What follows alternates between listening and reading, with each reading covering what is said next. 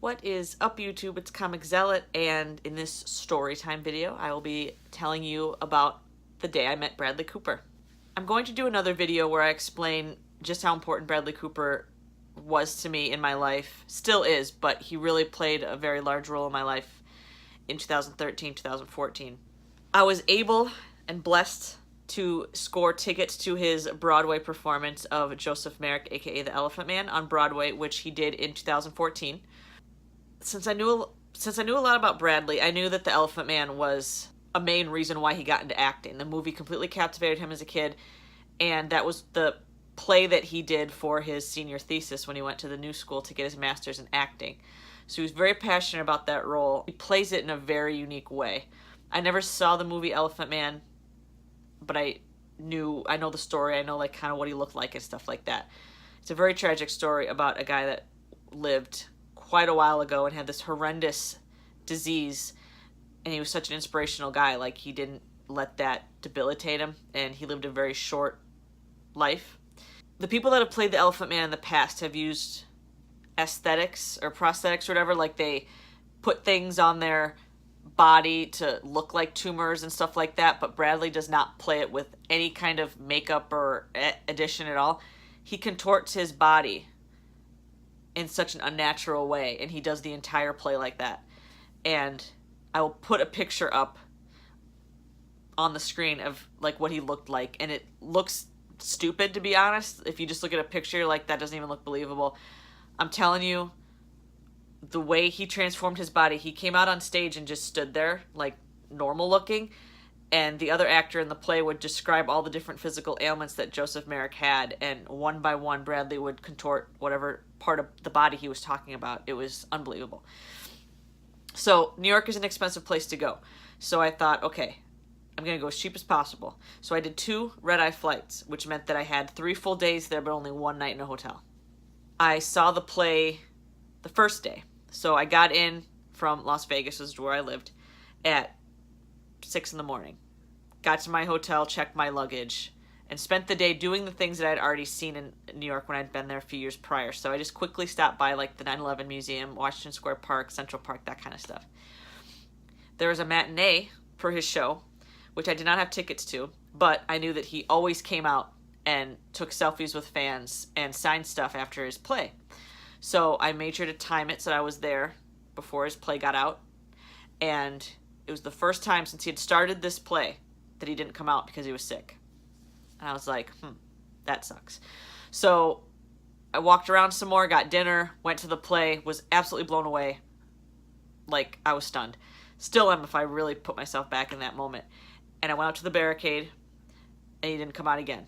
I was like, oh my God. Like, I was there to see him do his play, and I was very fortunate to be able to get that opportunity, because it's never going to be out on video or DVD or anything like that. He made sure of that. He wanted it to be a very special occasion for the people that got to go. So I know that I'm a very elite group of Bradley Cooper fans who were able to see it, but I also really wanted to meet him and just have a moment. So I was bummed. The next morning, I got up and I went to Bryant Square Park and ate a bagel, and I watched the ice skaters, and I thought, well, I really shouldn't complain because I'm in my favorite city in the world and I just saw my favorite person in the world. Like, life could be worse. But I went over it anyways for one more shot. I had one more shot before I had to catch my plane home. And long story short, he came out. And I was completely like freaking out because I kind of thought it wouldn't happen. And I was straight across from the stage door when he came out, and if I can figure out how to do it, I will put my little picture-in-picture video up here, because I actually do have the video that I took on my phone of him coming out of the door, and I will put it in the top corner, and it's saved on this YouTube account as a private video, so I will probably put that there. So he comes out, and I'm looking straight at him. I'm like, oh my God, he's going to come up to me. Like, what am I going to do? I had a letter in my hand that I had handwritten to him, just kind of explaining what I will explain to you in another video about how he helped me cope. And I had the poster that I bought the night before that I wanted him to sign, which, if you see my video about my tour of my bedroom, it is in a very fancy frame on my wall. So he gets to me and he signs my thing, and I said, like, thank you. But I didn't even look up at him because when I get nervous, I just, like, I can't make eye contact. And then he takes my phone and he flips and holds his arm out, and I'm right up against his face, and I completely couldn't believe that I looked normal in that picture because my brain shut off. It was fuzz. It was black fuzz. The only thing I remember is how blue his eyes were, and then when I forgot to get my phone back from him, and he walked away, and he kind of had to take a step back and hold my phone out and be like, don't you want this back? And I said, yeah, I think I kind of do. And then he chuckled. Oh my God, amazing. So, but I realized I hadn't given him my letter. So I was bummed a little bit. And his bodyguard turned around and saw that I had the envelope, like, hanging over the barricade. So he took it, and he said, is this for him? And I said, yeah. And he goes, I'll give it to him. And I was like, wow, that's pretty awesome. So then I was freaking out. The crowd left, he left, and the security guard was hanging out by the door. So I went back over there and I said, hey, I just want to say thank you for taking my letter. Like, you didn't have to.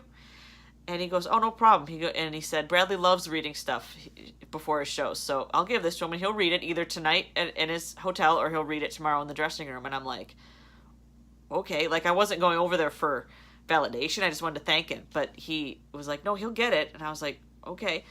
So obviously I don't know if he read it, but I'd like to think that he did. I like to think that my letter made him feel good about himself. I mean, I don't think he has self-esteem issues, but I mean, I told him about, like, how to some people he's not just an actor on a screen. Like, the reason why I'm here today, part of the reason why I'm here today is because he chose a certain movie role in a movie that I watched on a night where I wanted to do something else drastically and basically end my life, and that movie prevented it at that moment. So I was able to tell him that indirectly, so that's pretty cool. So that's the story. That's how I met Bradley Cooper. It was pretty cool because I was a teacher at the time, and my students knew that I was going over Christmas break to see the play. They knew I loved Bradley. It wasn't a secret. And when they all walked in for the first class after that, my whole picture on my computer was the selfie of Bradley and I, and my students all cheered for me and stuff. It was a special moment. I really miss those kids. But that's my story. That's how I met Bradley. He's the most famous person I've ever met. I mean, Jeremy Renner too, I guess. And it was one of the coolest moments in my life. So leave a comment below if you like Bradley too. If you want to trash on him, I will not be as happy about that. Leave those thoughts to yourself. If you don't think Bradley is a good actor or anything, just leave it to yourself. Comment below what your favorite Bradley Cooper movie is, or the most famous person you've ever met. Whatever you want. I love comments. To all subscribers, old and new, thank you for supporting me and engaging me and being my audience. It means a lot to me. If you are a new subscriber, though, first of all, hello and thank you. If your subscriptions are not blocked or set to private, you will make it on my thank you for subscribing page, which will be at the end of an upcoming video. The video shout out for today is Nerdy Vloggers. So Nerdy Vloggers, thank you for subscribing to my channel and supporting me and engaging with me. If any of you are interested in checking out Nerdy Vloggers channel, I will put the channel link in the pinned comment below. So that's it from me, guys, for this video. And until the next time, peace.